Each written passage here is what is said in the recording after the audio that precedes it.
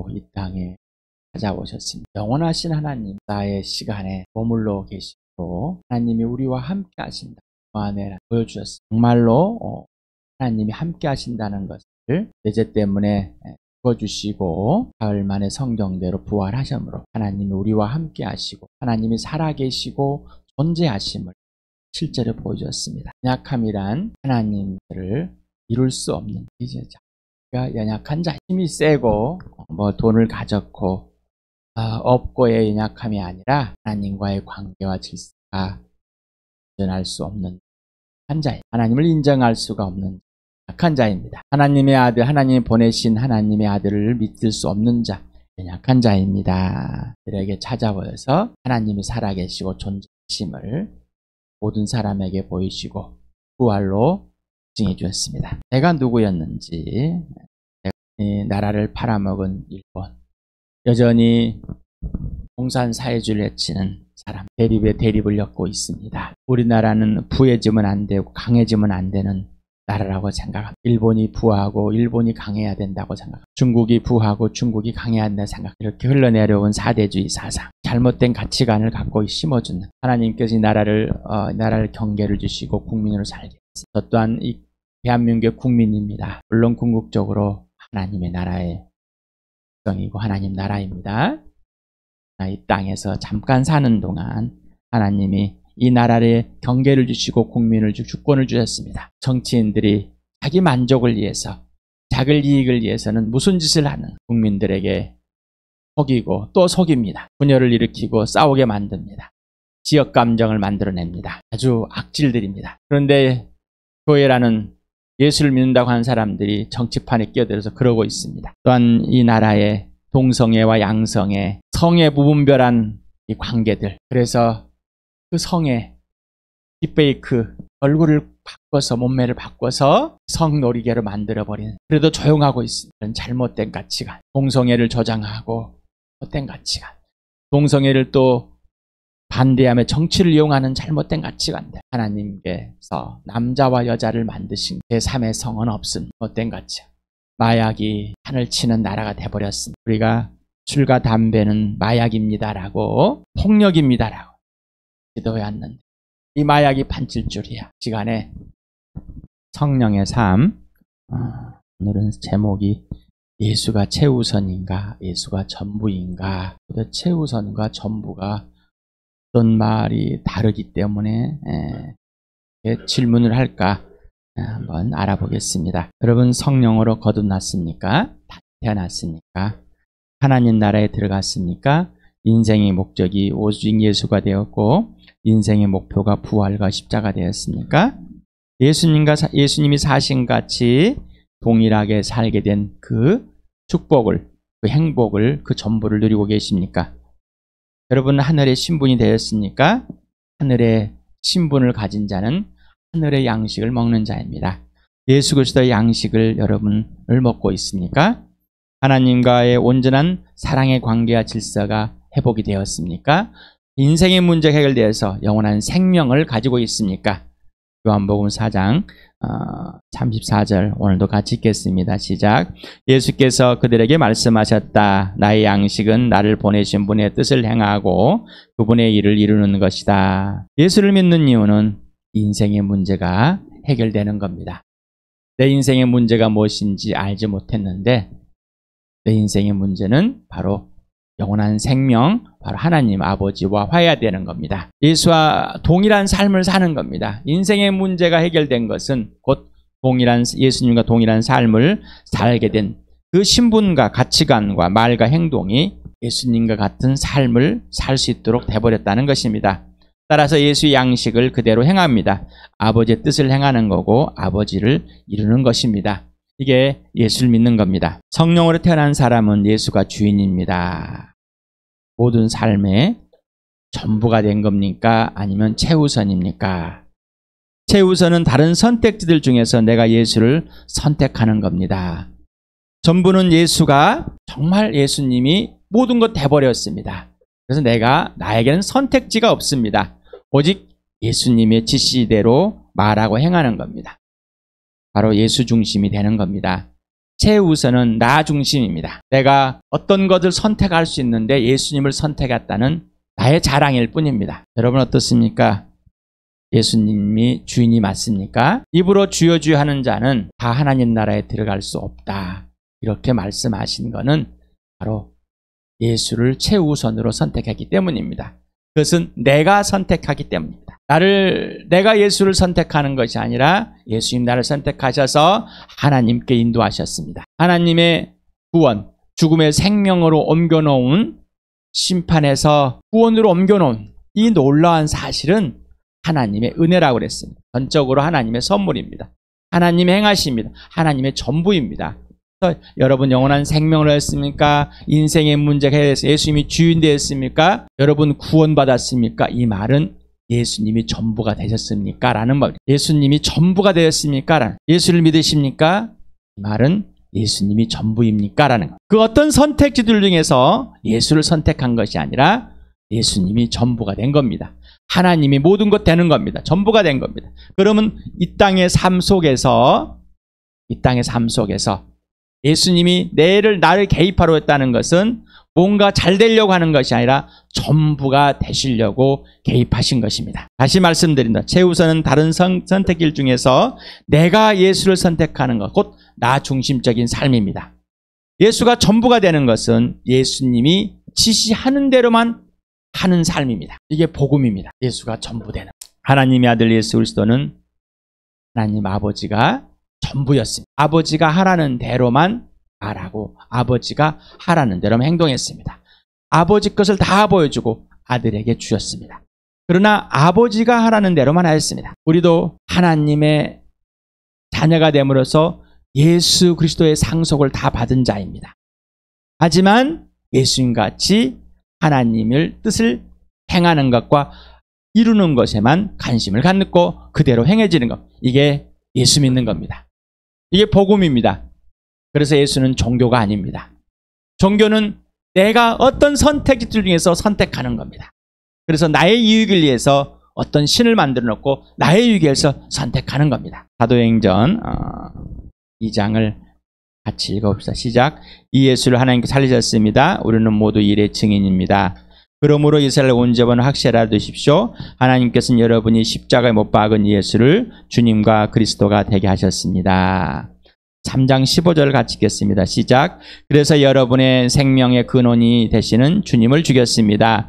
그러나 하나님께서는 죽은 사람들 가운데서 살리셨습니다. 우리는 이 일의 증인입니다. 예수님이 주님이라는 사실은, 예수님이 죽었다 살아나신다는, 살아서 주님이 됐던 사실은 전부가 됐다는 겁니다. 처음부터 하나님은 나의 전부였습니다. 모든 사람의 전부였는데 사단에 속아가지고 내가 하나님을 선택할 수 있다고 착각에 만들어버렸습니다. 로마서 1장 4절 같이 읽겠습니다. 시작.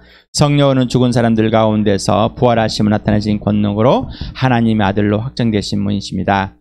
그는 곧 우리 주 예수 그리스도이십니다. 죽은 사람들 가운데 살리셔서 그 부활로 하나님의 아들이 확정되어 바로 그분이 나의 주님이십니다. 나의 구원이십니다. 나의 통치자 왕이십니다. 나의 하나님이십니다. 주인은 예수님을 주로 믿는 사실, 주인으로 믿는 것은 바로 예수님이 전부라는 겁니다. 내가 모든 삶에서 내가 어떤 걸 선택할 때 예수님께 물어보고 예수님이 선택하라고 하는 게 아니라 예수 자체가 전부입니다. 그러니 예수님이 지시하는 그대로 행해지는 겁니다. 로마서 14장 9절 8절을 같이 읽겠습니다. 시작. 그리스도께 죽으셨다 살아나신 것은 죽은 사람에게도 산 사람에게 다 주님이 되시려는 것이었습니다. 우리는 살아도 주님을 위하여 살고 죽어도 주님을 위하여 죽습니다. 그러므로 우리는 살든지 죽든지 주님의 것입니다. 예수님이 죽은 사람들 가운데 살으신 이유는 죽은 자나 산 자에게 전부가 되는 겁니다. 주인이란 전부라는 것이라. 다시 말씀드린다. 주인은 전부입니다. 전부가 되지 않는다면 그분은 주인이 아닙니다. 내가 이용할 대상이지, 내가 나의 만족을 위해서, 유익을 위해서 주인으로 세웠다가 치웠다가 주인으로 세웠다가 치웠다는 내 중심적인 삶인 것입니다. 살아도 주님을 위해 살고 죽어도 주님을 위해 죽습니다. 그러므로는 살든지 죽든지 주님의 것입니다. 주님의 것이 되었다는 것은 예수님이 전부가 됐다는 것입니다. 로마서 10장 9절 같이 읽겠습니다. 시작. 당신이 만일 예수는 주님이라고 입으로 고백하고 하나님께 그를 죽은 사람들 가운데 살리신 것을 마음으로 믿으면 구원을 얻을 것입니다. 우리는 성령으로 거듭났다는 사실은 성령께서 이 예수를 죽은 사람들 가운데 살려내서 이 예수를 나무에 달려 내 죄 때문에 죽게 하신 이 예수를 우리에게 믿게 해주시고 영접하여서 그 예수님이 내 안에 주인으로 영접한, 그래서 입으로 예수님은 주인이십니다. 그 예수가 누구냐? 하나님께서 죽은 사람들 가운데 살려내신 분이다. 예수가 부활하신 분이다. 이분이 내 주인님이다라는 것. 예수가 죽은 사람들 가운데서 부활하여서 나의 모든 것 되셨습니다. 전부가 되었습니다. 예수는 최우선이 아닙니다. 내가 선택할 존재가 아니라 예수님이 나를 선택하셨고 예수님이 나에게 모든 것 되시고 전부가 되어주신 분이십니다. 요한일서 1장 같이 읽어보겠습니다. 시작. 그러나 그를 맞아들인 사람들 곧 그 이름을 믿는 사람들에게는 하나님의 자녀가 되는 특권을 주었습니다. 이들은 혈통에서나 육정에서나 사람의 뜻 나지 아니하고 하나님의 났습니다. 여러분, 아직도 종교적인 가치관을 가지고 부모가 믿기 때문에 우리도 하나님의 자녀가 되었습니다라고 우기고 있습니까? 그러면 이 말씀을 없애버리시길 바랍니다.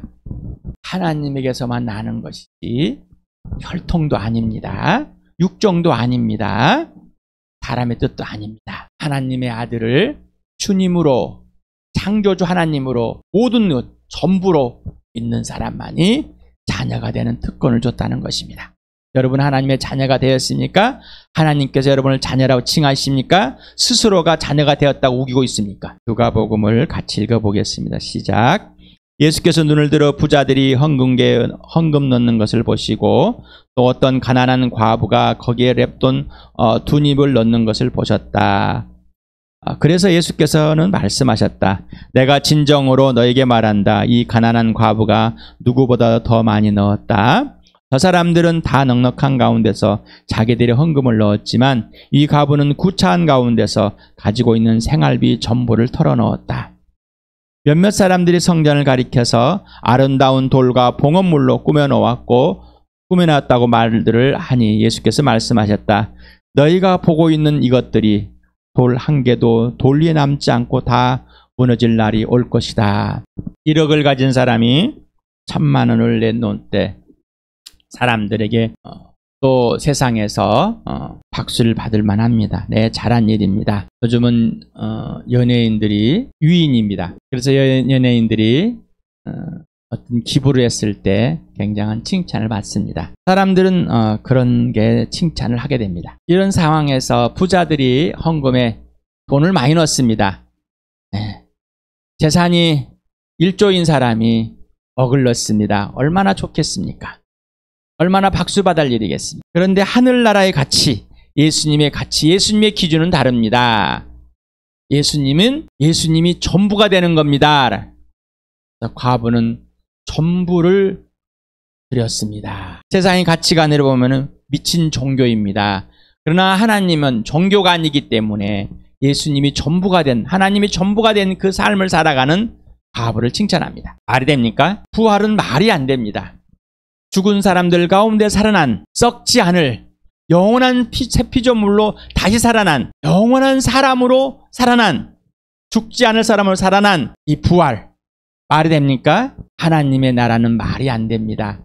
세상의 말로는, 세상의 지혜로는, 세상의 지식으로는 어떤 철학자도 현자도 알 수가 없습니다. 사람의 수준을 안다면 그건 하나님이 아니십니다. 그분은 사람들이 만들어 놓은 신이지 하나님이 아닙니다. 하나님을 사람의 수준으로 이해한다면 다시 말씀드립니다. 하나님이 아닙니다. 그건 사람이 만들어 놓은 또 다른 신일 뿐입니다. 하나님 비스꾸로만 만들어 놓은 신입니다. 그러나 오조품이지 하나님은 아니십니다. 예수는 아닙니다. 성전을 보고 아름답게 참 꾸며놓은, 다시 헤롯 성전 다시 만들어 놓은 이 돌들 얼마나 아름다운지. 그런데 예수님 말합니다. 무너질 때가 올 것이다. 네, 그래서 AD 70년경에 다 무너져 버렸습니다. 이 세상에 있는 것들을 사람들을 칭찬합니다. 자랑합니다. 뭔가 건물들을 많이 세워놓고 부자가 되고 뭔 훌륭한 직업을 얻었다고 칭찬을 합니다.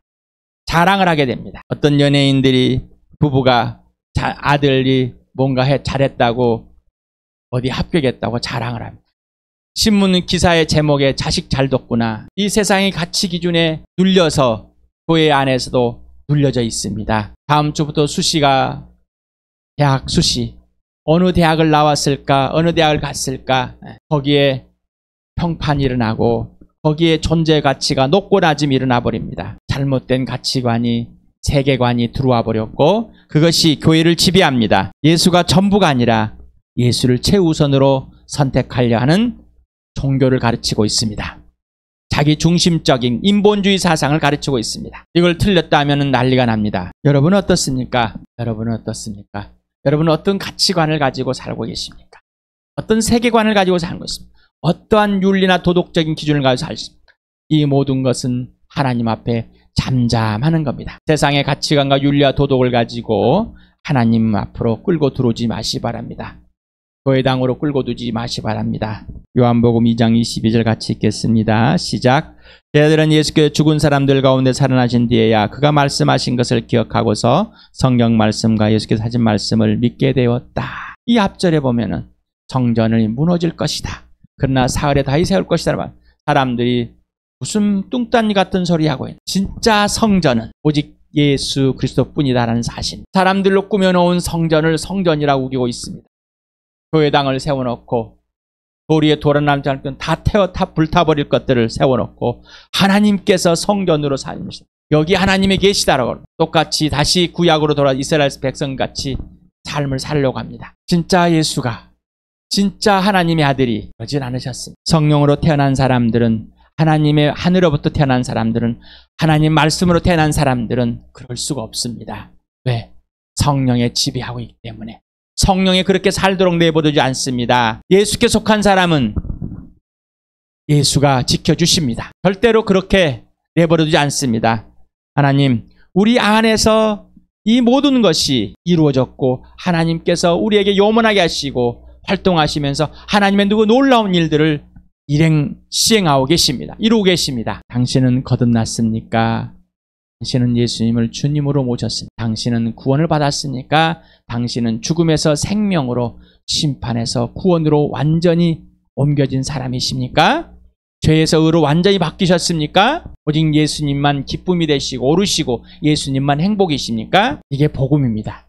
나머지 것들은 있을 수도 있고 없을 수도 있습니다. 여러분 고난에 동참하였습니까? 불행하십니까? 여러분 병들었습니까? 불행하십니까? 거짓말입니다. 하나님이 전부입니다. 오늘 여러분의 죽음이 기쁨이십니까? 이 땅에서 잠깐 사는 인생인데 누구를 위해 삽니까? 예수님이 전부가 되었은 것은 바로 너를 위해 살도록 하신 겁니다. 그래서 죽어도 주를 위해 살아도 주를 위해 죽든지 살든지 예수님을 위해 살도록 우리를 하나님께서 다시 빚어놨습니다. 새롭게 태어나게 했습니다. 거듭나게 했습니다. 성령으로 태어난 삶입니다. 성령을 거절할 수 없습니다. 성령을 거절한다는 것은 성령과 적대적 관계에서 다시 말하면 다시 태어난 삶이 아니라 옛사람을 살아가는 겁니다. 이건 복음이 아니라 종교입니다. 질문합니다. 당신은 예수님이 최우선입니까?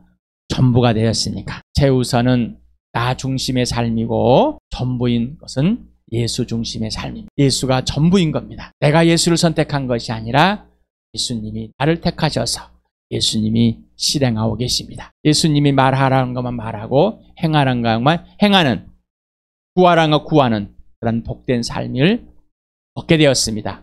이게 바로 새 사람이고 새 피조물이고 하나님의 나라의 사람이고 하나님의 자녀입니다. 예수님이 동생이 됐습니다. 이게 바로 교회입니다. 이게 복음이고 기쁜 소식이고 아름다운 소식입니다. 이 복을 마음껏 누리시길 바랍니다.